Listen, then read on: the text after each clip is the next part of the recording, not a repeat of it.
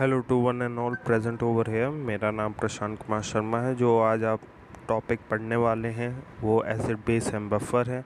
तो आइए देखते हैं कि एसिड बेस एंड बफर हैं एसिड्स। ठीक है, अब हम बात करें कि हमारी जो थ्योरी है वो बेसिकली हम लोग तीन साइंटिस्टों में थ्योरी को डिवाइड करा गया है। हमारा पहला जो थे वो आर्हीनियस थ्योरी आती है, दूसरी हमारी ब्रोंस्टेड थ्योरी आती है और तीसरी जो थ्योरी आती है वो लुईस।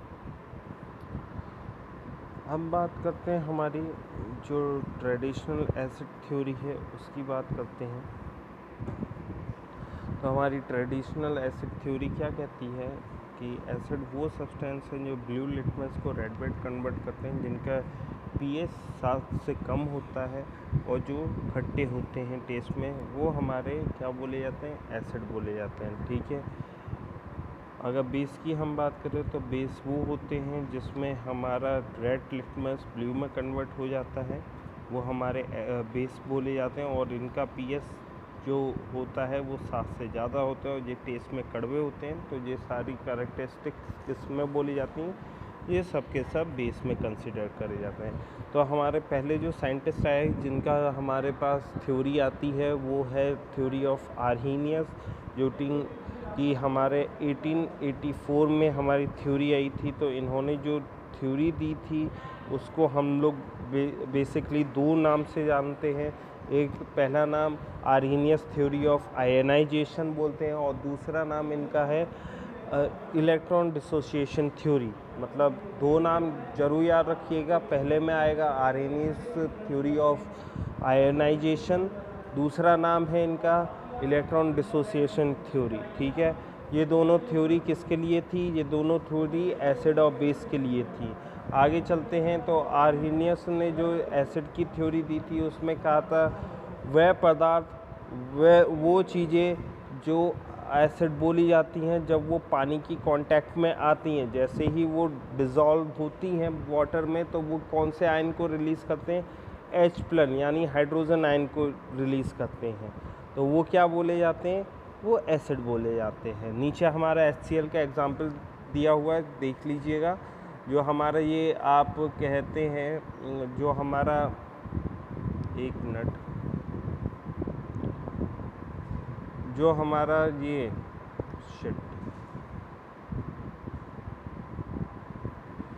जो हमारा ये HCl है ये ब्रेक हो गया है H+ और Cl- में। तो ये जो थ्योरी है ये आर्हीनियस की थ्योरी थी, एसिड के द्वारा दी गई। अब मैं बेस में ज़रा देखते हैं बेस में क्या कहा आर्हीनियस ने। तो बेस के लिए बोले आर्हीनियस, तो बेस वो सब्सटेंस है जो वो हाइड्रोक्सी आयन दे जब वो वाटर में डिस्ट्रीब्यूट करे। बेसिस आर दो substance which release hydroxyl ion. ठीक है, हाइड्रोक्सी आयन OH- आयन होता है, तो इनको हम बेस बोलते हैं, याद रखिएगा, बेस बोलते हैं। इसका एग्जांपल नीचे है। ठीक है, NaOH जो कि हमारा सोडियम हाइड्रोक्साइड होता है, इसको वाटर में डिसोसिएट किया गया तो हमारा Na और OH- इसमें डिसोसिएट हो गया। ठीक है, क्लियर है। आगे चलते हैं, अब बात करते हैं कि न्यूट्रलाइजेशन रिएक्शन क्या होते हैं। न्यूट्रलाइजेशन रिएक्शन जब एसिड हमारा किससे रिएक्ट करे? बेस से रिएक्ट करे। जब एसिड और बेस की रिएक्शन होती है तो वो कौन सी रिएक्शन बोली जाती है? वो न्यूट्रलाइजेशन रिएक्शन बोली जाती है। जैसे कि एग्ज़ाम्पल, बहुत अच्छा एग्ज़ाम्पल है हमारा, क्या होता है, HCl और हम NaOH की रिएक्शन करें तो हमारा क्या क्या बनता है? हमारा वाटर बनेगा और सॉल्ट बनेगा। ठीक है, क्लियर है। चलिए, अब आर्हीनियस के अकॉर्डिंग हम बात करें तो neutralisation as the process in which hydrogen ion and hydroxyl ion combine to form unionised molecule of water. अब क्या होता है, अकॉर्डिंग टू आर्हीनियस, आर्हीनियस क्या कह रहे थे कि जब हम लोग कि न्यूट्रलाइजेशन वो रिएक्शन होती है जिसमें हाइड्रोजन आयन और हाइड्रोक्सल आयन एक दूसरे से कंबाइन होकर अनआयनाइज्ड मॉलिक्यूल को बनाते हैं, तो वो हमारी न्यूट्रलाइजेशन रिएक्शन होती है, जैसे कि आप फोटोज़ में देख भी सकते हैं।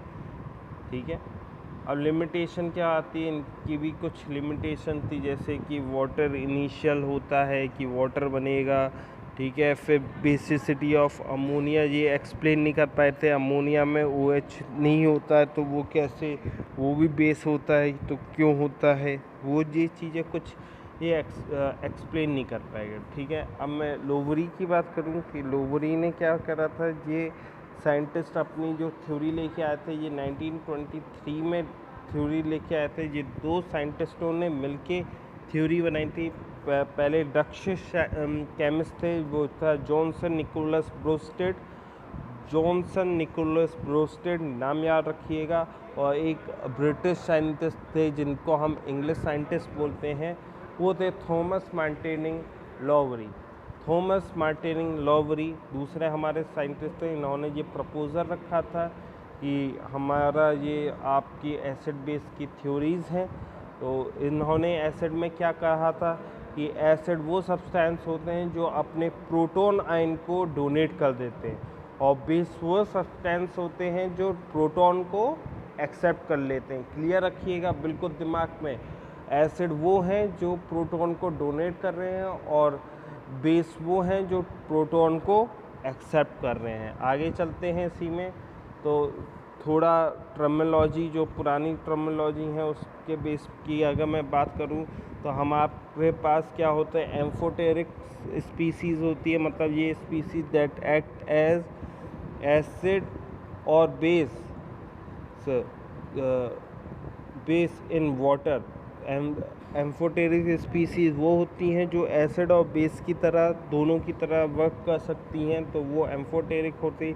कॉन्जुगेट बेस वो होते हैं जो एसिड, मतलब the species that remain after acid denoted it's H+, मतलब कॉन्जुगेटेड बेस वो होते हैं जब हमारा एसिड अपने H+ आयन को देख चुका होता है, ठीक है। कॉन्जुगेटेड बेस क्या होते हैं। अब हम लुईस थ्योरी की बात करते हैं, तो लुईस थ्योरी जो हमारी आई थी वो 1923 में आई थी। लुईस थ्योरी हमारी कब आई थी, 1923 में आई थी, और जो साइंटिस्ट थे वो, उनका नाम था G.N. लुईस, ठीक है। इन्होंने ये केमिकल स्ट्रक्चर पे अपनी थ्योरी को प्रपोज किया था। तो ये पूरी थ्योरी किस पर डिपेंड थी, ये केमिकल स्ट्रक्चर्स थ्योरी पे डिपेंड थी, ठीक है। तो इन्होंने एसिड में क्या बोलता था, एसिड वो मॉलिक्यूल होते हैं जो दूसरे मॉलिक्यूल के लोन पेयर को एक्सेप्ट करते हैं। जो लोन पेयर क्या होते हैं, ये ग्रुप ऑफ इलेक्ट्रॉन होता है, जो सब्सटेंस किसी और का इलेक्ट्रॉन को एक्सेप्ट कर ले तो वो क्या बोला जाता है, वो एसिड बोला जाता है। और बेस की अगर मैं बात करूं तो बेस क्या होते हैं, द मॉलिक्यूल और ion that donate lone pair is called base.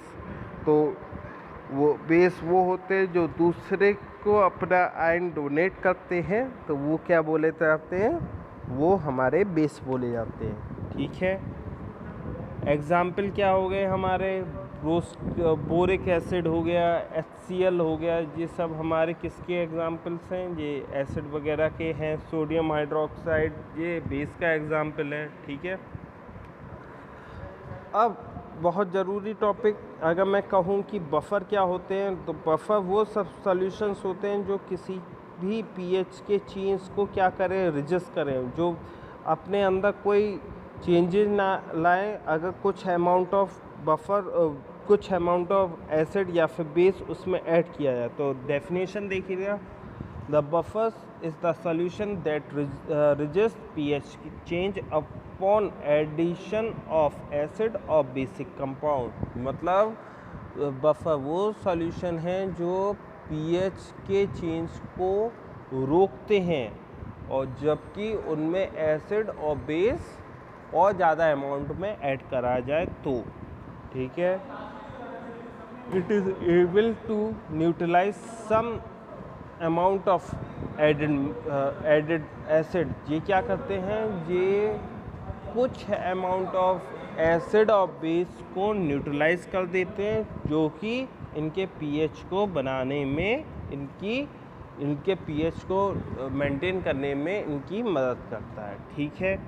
अब बफर सिस्टम की बात करें तो buffer system is can made from weak acid and its salt और weak base and its salt. Buffer system कैसे बनाया जाता है कि कमज़ोर एसिड लिया जाएगा उसके सॉल्ट के साथ। और अगर हम बेसिक की बात करें तो बेसिक बफर कैसे बना सकते हैं, क्या अगर बेसिक कमज़ोर बेसिक सॉल्ट लें और कमज़ोर बेसिक सब्सटेंस ले लें, दोनों को मिक्स करें तो हमारा क्या बन जाता है, हमारा क्या बन जाएगा, बफर सिस्टम बन जाएगा। ठीक है, क्लियर है। अब दो टाइप के बफरों का हम क्लासिफिकेशन करते हैं। दो टाइप के बफर्स होते हैं यहाँ पे, पहला होता है एसिडिक बफर, दूसरे होते हैं बेसिक बफर और तीसरे होते हैं न्यूट्रलाइजिंग बफर। ठीक है, और उनके हिसाब कहाँ इस्तेमाल करेंगे उस पर भी इसके टाइप्स डिपेंड है, या तो हमारे एनालिटिकल बफर्स बनेंगे या फिर हमारे फार्मास्यूटिकल्स बफर्स बनेंगे। ठीक है, on a basic of the chemical nature, अगर मैं केमिकल नेचर के बेसिक पे बात करूँ, it is combined with weak acid and it's corresponding salt. ये क्या होते हैं कि ये अपने वीक एसिड और उसके करस्पॉन्डिंग सॉल्ट मतलब वीक सॉल्ट से कंबाइन होके जो सॉल्यूशन बनता है वो एसिडिक बफर बोलते हैं। ऐसे ही हमारा बेसिक में होता है कि हमारा वीक बेस उसके करस्पॉन्डिंग सॉल्ट से मिलके बनेगा तो हमारा ये वीक एसिड हो गया। अगर हम न्यूट्रल बफर की बात करें तो इसमें सिर्फ और सिर्फ एक ही सिंगल सब्सटेंस यूज़ करेंगे। ठीक है, उसका नीचे एग्जांपल दिया हुआ है जिसका नाम है हमारा अमोनियम एसीटेट। ठीक है, अगर मैं अब बात करता हूँ बफर कैपेसिटी क्या होती है। Buffer capacity is defined as the mole of strong acid और strong base required to change pH of 1 litre solution by 1 unit. वो वैल्यू जिसमें एक स्ट्रॉन्ग एसिड लें या फिर स्ट्रॉन्ग बेस लें, उससे उसकी जितनी रिक्वायरमेंट हो 1 लीटर pH को बदलने में, 1 लीटर सॉल्यूशन के pH को बदलने में 1 यूनिट भी, तो जितनी ज़्यादा ऐड करेंगे वो उसकी बफर कैपेसिटी बोली जाएगी। तो प्रॉपर्टी क्या होती हैं कि pH of buffer should solution is constant, pH do not change with the dilution, तीसरा the pH does not change with even addition of small quantity of acid और बेस। ये जो हमारा, अब ध्यान दीजिए कि जो pH है उसका जो वैल्यू होती है वो कांस्टेंट रहनी चाहिए, डाइल्यूट होने पे भी नहीं बदलनी चाहिए। अगर हम लोग उसमें एसिड और बेस की थोड़ी सी अमाउंट भी ऐड कर दे रहे हैं तो भी उसके अंदर कोई चेंजेस नहीं आने चाहिए। अब जो फैक्टर्स होते हैं वो pH बफर के सिलेक्शन में कैसे इफ़ेक्ट करते हैं, या तो हमें केमिकल फैक्टर्स की बात कर लें तो सबसे पहले हम लोग केमिकल फैक्टर्स की बात करते हैं। तो buffer system should not react with the other chemical, जो अदर केमिकल्स आपके रिएक्शन में प्रेजेंट है या प्रिपरेशन में प्रेजेंट है उसके साथ हमारे बफर की कोई रिएक्शन नहीं होनी चाहिए। हमारा बफर क्या होना चाहिए, केमिकली स्टेबल होना चाहिए और बफर कैपेसिटी डिपेंड होनी चाहिए कि उसका concentration of each buffer compound सही है या नहीं। ठीक है, अब मैं फार्माकोलॉजिकल फैक्टर्स की बात करूँ या फिर कहें फार्मास्यूटिकल फैक्टर्स की बात कर लूँ तो क्या होता है बफर की अगर मैं बात करूँ तो टॉक्सिसिटी कि हमारा जो बफर है वो किसी भी चीज़ के साथ टॉक्सिक इन नेचर नहीं होना चाहिए, तो लिमिटेड वे में यूज़ करें। ठीक है, effect of pharmaceutical action of preparation, अब बफर है वो इंटरेक्ट नहीं करेगा तो उसका इफ़ेक्ट भी नहीं होना चाहिए।